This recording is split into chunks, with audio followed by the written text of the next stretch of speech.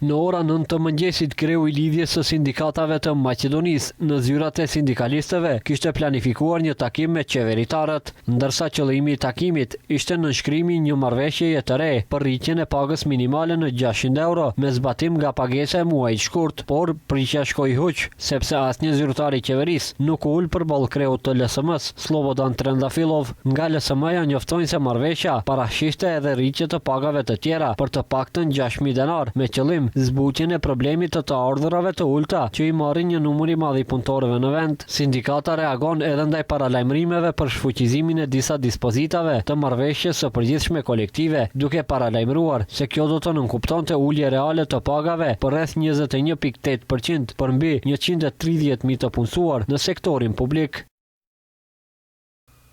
Nuk janë problem vetëm këto paga, problem janë pagat e ulëta që i marrin një numër i madh i punëtorëve dhe për këtë arsye duhet më njëherë të rriten pagat e tjera për të paktën 6.000 denar dhe paga minimale të rritet në 600 euro. Sot ran maskat, u demaskuan gënjeshtra që përfaqësuesi i qeverisë kishte deklaruar ditët e fundit. Sot nuk erdhi, ashtu siç e kishin ftuar.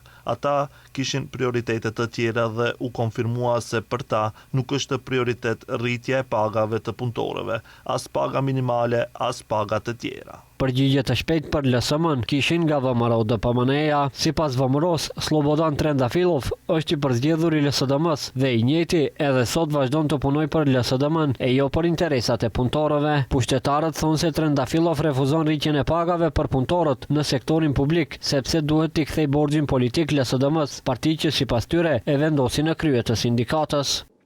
No sepak VMRO DPMN. VMRO DPMN është parti që mendon për të ardhmen dhe për të mirën e punëtorëve. Zgjidhja e vetme reale për rritjen e pagave dhe të pagës minimale pa shkaktuar krizë ekonomike, inflacion të lartë dhe vrima në buxhet është rritja e pagave për rreth 14% në prill të këtij viti dhe gjithsej rreth 40% deri në vitin 2028. Kjo do të thotë se paga në administratë do të rritej për mbi 10.000 denar vetëm brenda 2 viteve nga sot. E ftojmë Trendafilovin që të paktën një herë ta lërë politikën anash dhe të mendoj për qytetarët dhe punëtorët, ta pranoj propozimin e qeverisë dhe punëtorët të marrin paga më të larta.